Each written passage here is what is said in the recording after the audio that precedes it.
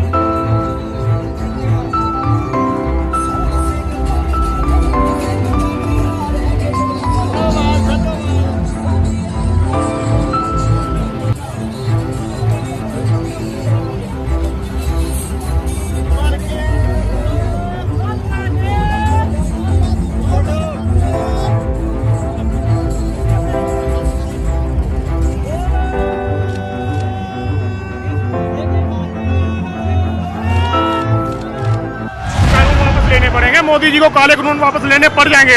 बिल्कुल 100% मोदी जी को काले कानून वापस ले लेना चाहिए। गुंडागर्दी कर रहा है मोदी, गुंडागर्दी कर रहा है।